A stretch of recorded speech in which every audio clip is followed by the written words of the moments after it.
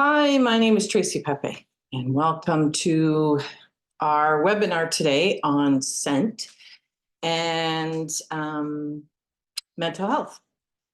We are just waiting for a few people to attend, log in. And so in the meantime, we are just making sure you have a cup of tea. I have a brew happening right now. This is a berry, rich berry, beautiful berry. It's a very berry that comes in from Newfoundland that is really, really unique flavors and smells, aromas, beautiful aromas. So my berry tea is loose leaf. And this is, oh, so fantastic. And just so you know, for people who don't know how to smell or who have never been properly taught how to smell, the reason we close our eyes is to focus on the aroma and the scents and not to allow visual interference. Okay, so that's the first part to the reasons why we do what we do. The second thing is if you close your eyes, smell through your nose, and keep your mouth open a little bit, what will happen is you'll get more of an aroma.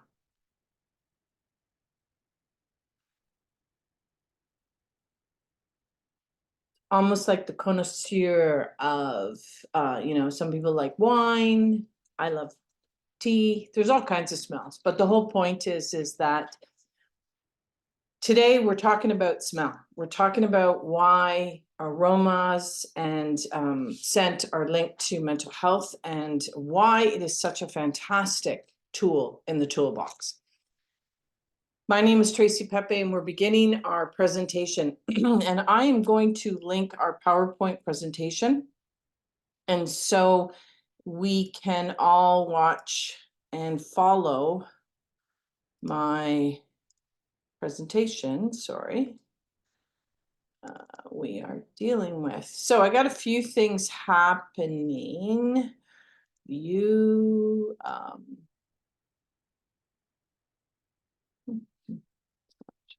Okay. So a few things regarding scent and mental health. I have my phone on just because I am watching if people are having issues logging in. I'll take questions in the chat box.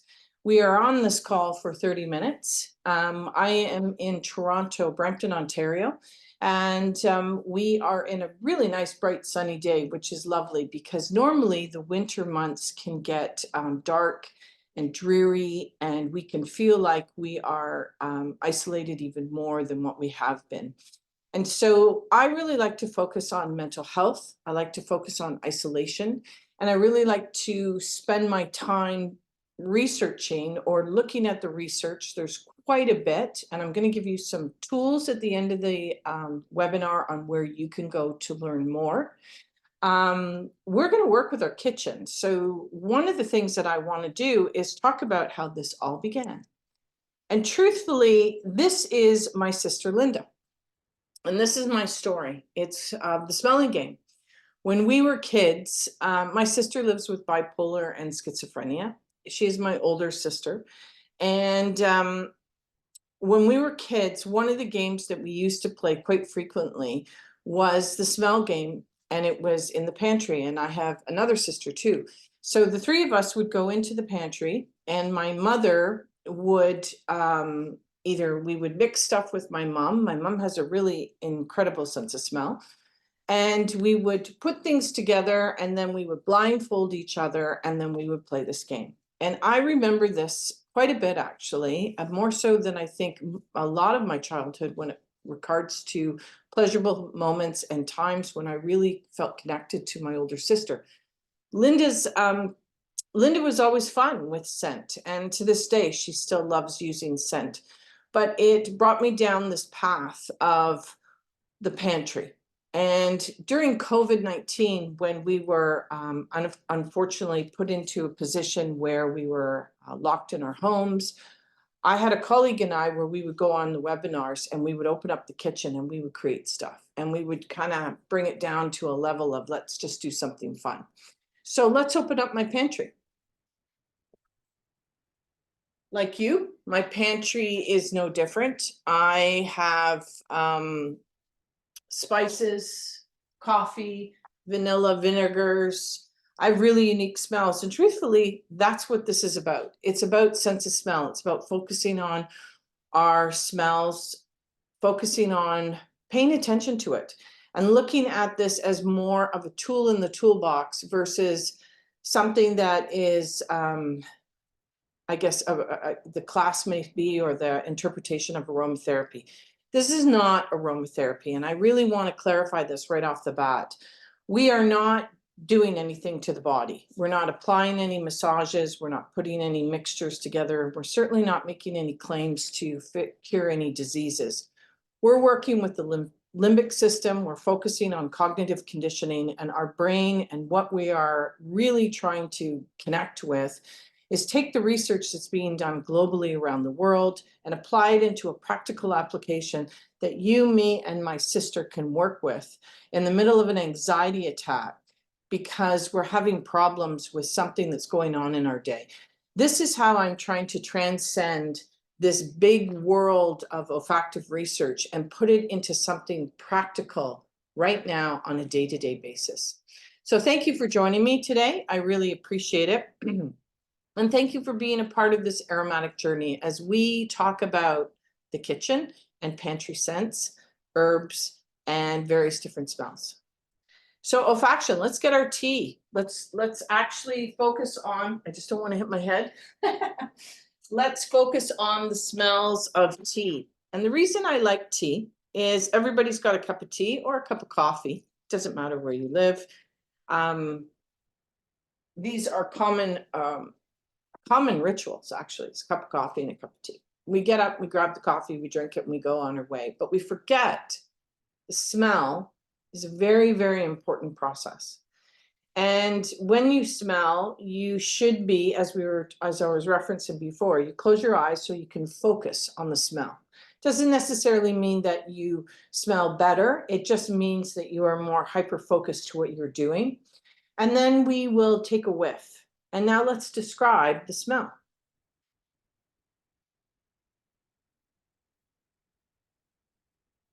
So for me, this is a berry tea, as I said, and the number one note that comes out to me is a very herbaceous. It's very tart. It has a really unique berry note to it. And I can smell various forms of raspberry and blueberry, partridge berry, very different smells. And if you're from Newfoundland, you will know that these berries are unique.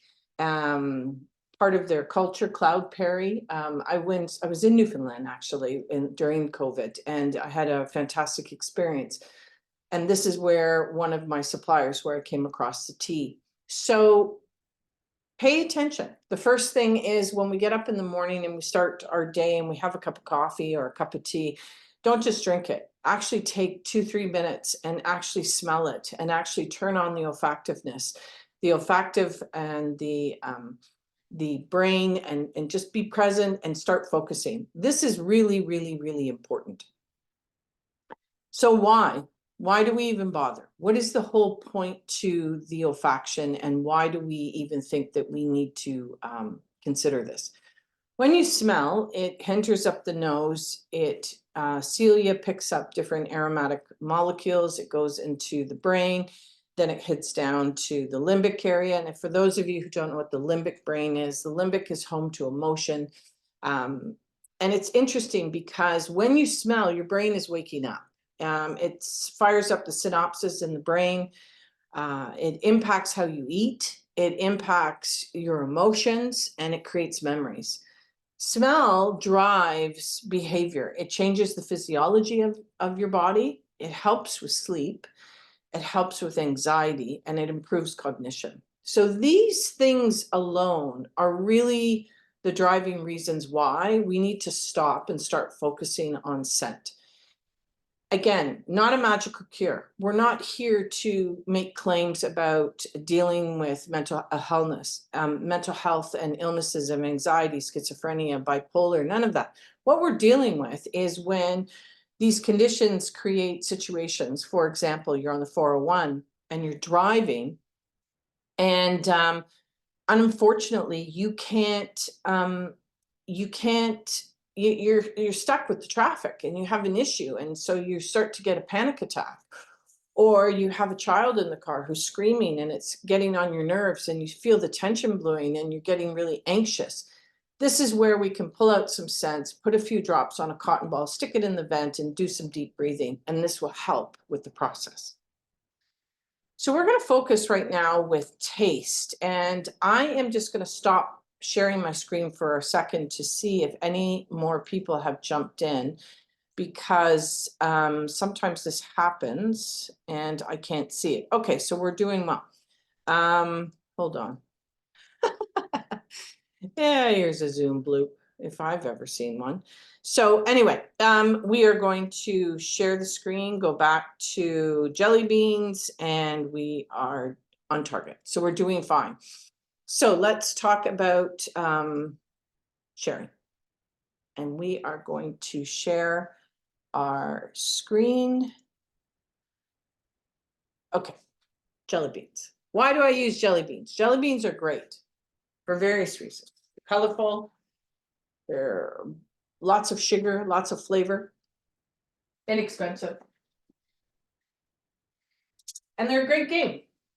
But during COVID-19, a lot of you lost your sense of smell and your taste, and I guarantee that most of you don't even know if how much has come back, what percentage out of a scale of 1 to 10, how much can you taste things? Are you using more salt?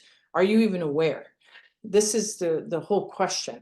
And a doctor doesn't do medical testing to determine this, but it impacts so much about our daily life. It impacts how we eat, it impacts how we sleep, it impacts emotional connections, and specifically with the vulnerable population, and I'll get into that, this really has a huge impact on their day-to-day lives. So take a few jelly beans. We're going to do a taste test, but more to show how taste and smell work together. So I'm going to put them in my mouth because I can't talk to use my hands and do this all at the same time. I'm not that gifted. And what we're going to do is I'm going to show you how this impacts our flavor. What is flavor? What is taste? So you may be able to taste a little bit, but can you actually taste a whole palette? You may be able to smell a nuance or two, but can you get the full bouquet? Are you a sommelier with your wine tasting and cognacs and you can pick that up? Are you a tea lover that you can pick up the nuances between chicory and black tea and various different elements? Or is it just flatline? Because this is the color in life. This is the creativity in life. This is the richness in life. This is what makes me excited. It's all of this. So they call me passionate, and you'll see I get really excited about certain things, smell and taste. So let's put this in our mouth. Close your nose and your ear at the same time. Chew. Let go. What should happen is you should get a burst of flavor, demonstrating how all this works in your brain. Some of us are medically trained, some of us are not. Some of us are science geeks, some of us are just really interested in healing, and some of us want to get better. So do this. You'll learn a little bit about flavor, taste, smell, and how it is all connected. Ear, nose, and throat doctors are for a reason, just so you know. Okay, so this demonstrates taste. You can smell something, you can taste something, but when you add the two together, you get flavor. And there are 5, 6 taste buds. There's hundreds of thousands of combinations of aromatic collections. I had the pleasure of doing a scented dinner party for a corporate client in which we had a chef, and I created a menu through smell. He created a menu through taste, and together we put the two menus together to create a very flavorful, explosive evening of combinations of just unique smells and tastes, and it was quite fun. And this is a really good example. This is one of the reasons why I love Gordon Ramsay when he talks about herbs and he talks about smells and he gets right into it. It is this passion that is so unique that gives the quality of what we're facing or what we're working with. So plant materials in particular that I work with. I am 35 years in the industry. I'm a trained perfumer. I used to work with large corporations around the world doing custom scents. I scented spaces. I worked with various different hotel organizations, offices. We put scent in an environment, sometimes to manipulate individuals to buy more, sometimes to feel better. So I've been doing this for a long time. And one of my specialties is I work with naturals. I love naturals. And naturals are known as essential oils. And you can get essential oils anywhere, really and truthfully. You can pick them up at grocery stores and health food departments. You can go to thescentedlair.com. This is one of my suppliers. And there's a coupon at the end to get 20% off if you're interested. If you need anything, they only sell two sizes, 10 and 100 mLs, but it's really, really good product and very inexpensive compared to some of the essential oils online that you purchase. So notes, accords, and stories. An essential oil provides a note. Put those notes together, you get an accord. Put those accords in a combination and you'll get a story. Fragrance stories are really interesting because the brain, back to the limbic system, that's what it captures. It captures the fragrance story. And if that fragrance story is associated to a memory or emotion, we have what is called a scent memory. And a scent memory is the most powerful the brain has. It happens in less than a second, takes you right back. It disrupts everything in what you're thinking, doing, stuff. It really is quite unique. We've all had these experiences. Deja vu. We smell something and we go immediately right back. Was it an ex-lover? Was it the smell of our child's hair? Was it a shampoo that someone used to use? For me, pipe tobacco, cherry flavored pipe tobacco. Anywhere I am in the world, if I smell that, I will stop. Sometimes I will shed a tear because it reminds me of my father. And he was an avid pipe smoker. He used to clean it, do a variety of different things. So this is what scent memories are about. Now, why do I focus on plant materials? During COVID-19, I wrote a book called Why the Nose.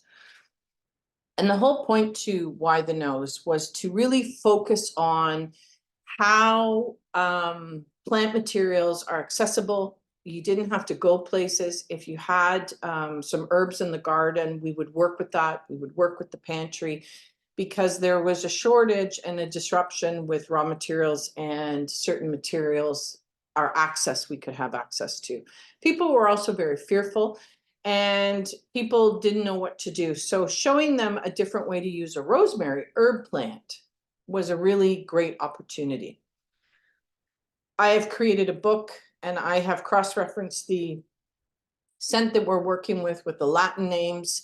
And I have a series of programs that we do. So wherever you buy your materials, just make sure you're working with the Latin names that we're working with the program. Okay. So the kitchen pantry is full of incredible stuff. And we have things like various different herb mixtures. This one is an Italian spice blend. Oh, that has dry herbs, rosemary, thyme, sage. This is beautiful. This is really nice. And one of the things is when you cook, often we just throw stuff in a pot and we mix it and we create it. But if you stop and you smell it and you actually pull in the aromas, it adds to the flavoring. And one of the things when I cook is I work with taste and smell. I don't really often work with recipes. So the kitchen pantry has a lot of really amazing raw materials that you can work with. And it does not have to be complicated. So you're at work and you're having a situation where your brain is kind of fogged. You know, you're not really creative. You're not coming up with something creative. Go into the pantry, open up some herbs and just start smelling. And do 5-10 minutes of this and smell different aromas. This one in particular. This one is sage. Oh, and if you don't have this because you're in a shared work combined area, get a bunch of teas, get a bunch of herbal teas, do the same thing. The pantry is wonderful. And originally when aroma smells or perfumery or it all started with raw materials like this. And this is where we began, and this is where we start with the journey on the work that we're doing using scent in correlation with cognitive conditioning. So one of the issues that we deal with, and specifically I own a company called Smelling Pink. We work with long-term care facilities focusing on dementia and Alzheimer's. We have many seniors who have an issue and don't want to eat. And the reason is the long-term care facilities don't really foster in an environment with aromas. And so part of doing smell training is also a timing. And you may want to do this with a child also. Encourage them, if you have a fussy eater, to get involved with the smells and get involved with, instead of just presenting food, get involved with the smells, making, mixing, touching. This is really important. So if you think of a long-term care facility, we have facilities that the kitchen is maybe on another floor. They come and they sit and they're told that it's time to eat. Quite often they've lost any sense of time. And cooking is a part of the process for many people to know it's almost time for dinner. Coffee is on this because coffee is a fantastic tool that we can work with. I have a variety of different coffee beans. I choose them from all over the world and I love them. Buying coffee is just a fun, inexpensive pleasure of mine. And this is something that you can do. And if you have an individual who it's time for dinner, get them to smell various different smells, 5-10 minutes prior. Because physiologically, it starts the digestive, the salivation, it gets the glands moving, and it starts to get the brain focused that it's time to eat. So today, I want to talk about 3 particular smells that A, most people have, B, it's very common to find, and C, I don't know why you wouldn't be having these on a day-to-day basis. I carry around a little pack and I keep them with me everywhere I go. Subways, cars, travel, hotels, flights, doesn't matter. And the reason for it is the research is pretty profound and you can't ignore it. And once you start to do it, it just becomes part of a process. Okay, it's like brushing your teeth. So let's start with lavender. And I have lavender herb. I have it in I was going to get it out, but we have lavender herb, but we have lavender oil too. And lavender is something that's quite fascinating. There was a recent research report that we have just placed on our olfactive LinkedIn group profile.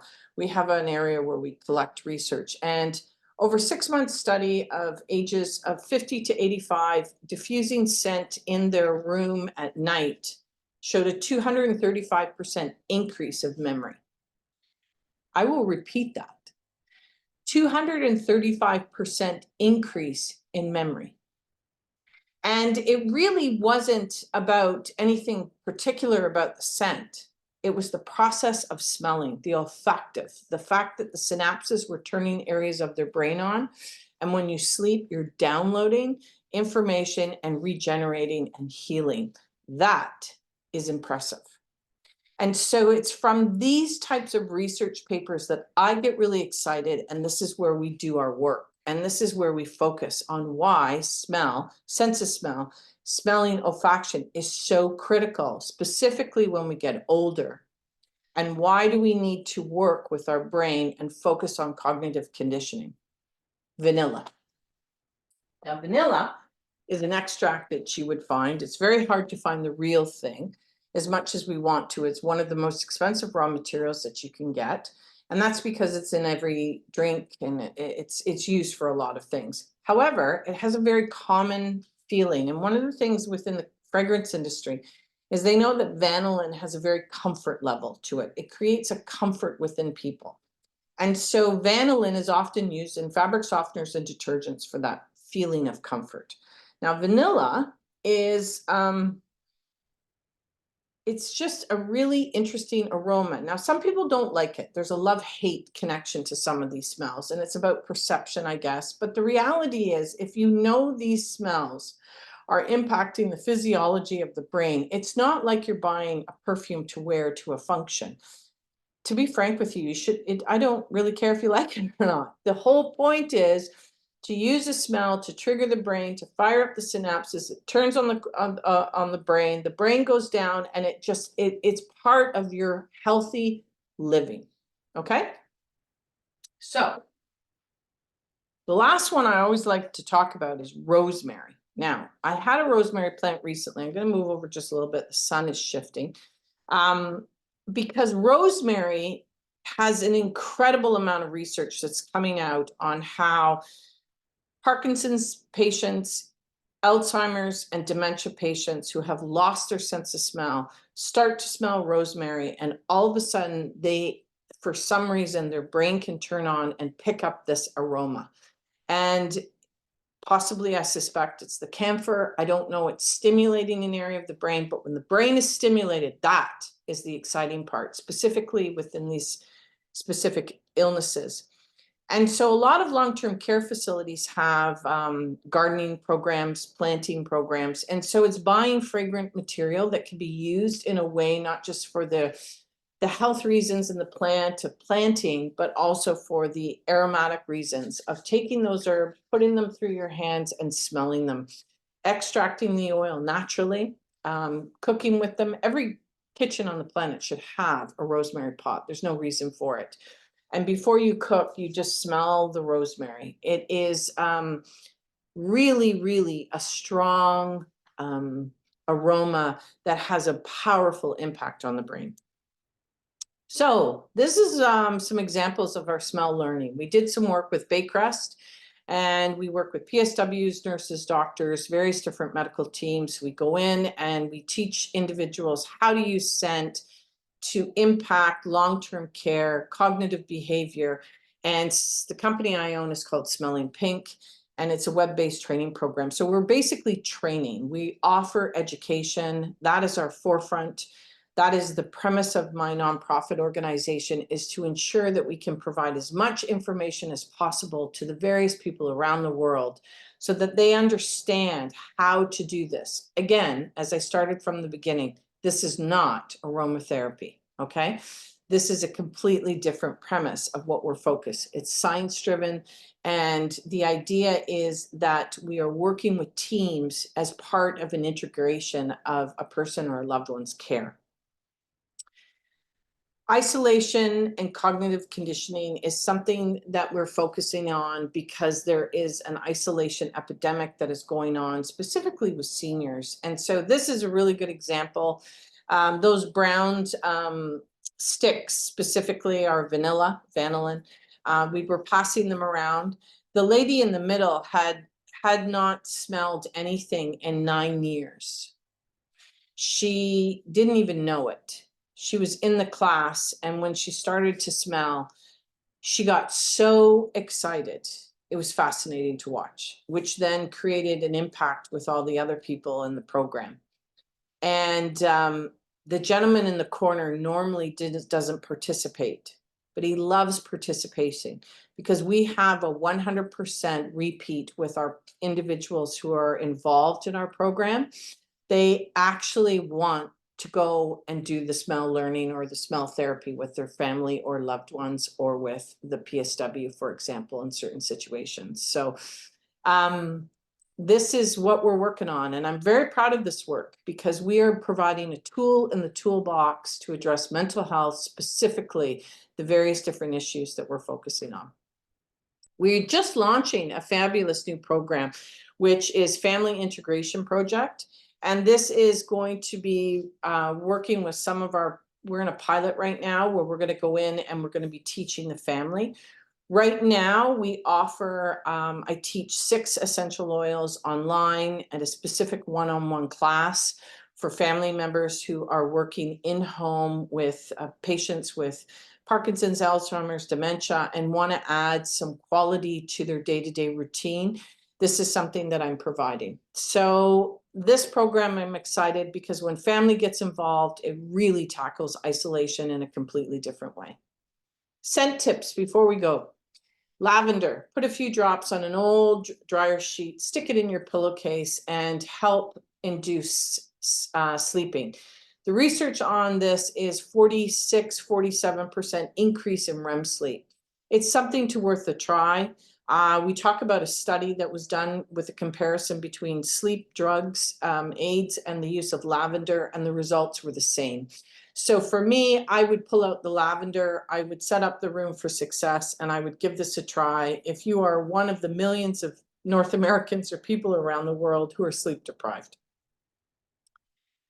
For the professionals that we work with, we still wear masks in a lot of these homes, and I recommend if you're struggling and you're having a hard day at work, put 1 or 2 drops of peppermint, eucalyptus, one of the stimulants within your mask, and it will help you on your day of what you're doing, because we appreciate all the work that you do. But this is hard work, and we respect the fact that you're burnt out. So if you're having an anxiety attack, if you're feeling really down if it's not a good day, use scent for yourself and use it as part of your process. And we kind of work with that when we go in. One of the successes that we're seeing is when we're working with groups, we have many PSWs, nurses, and medical teams who are on the webinars doing the training, because we work with the facility. And so what is happening is this is something different for them. And it's a new tool that they can use that is something that is other than bingo or other than doing a puzzle. This is a really exciting tool that they can work with. I want to thank you all for joining us here. Where do you go for more resources? Well, first and foremost, the Scented Lair is offering 20% off for essential oils if you want to do that. We are a big supporter of Buy Social Canada. We're a social procurement company, and we support the Ontario Beekeepers Association because of the quality of plant materials we like to focus on. I have a TED Talk that you can find if you go to my website, smellingpink.ca. We have tons of videos. This is going to be posted on YouTube, so you can share it with your friends and family. And if you go to LinkedIn specifically, there is the Olfactive group, and the Olfactive group has quite a bit of research, quite a bit of information available to you all. And I highly recommend that you check it out and that you use this. My name is Tracy Pepe. Thank you for joining me here tonight as we focus on scent, mental health, and the journey in front of us. Have a great day.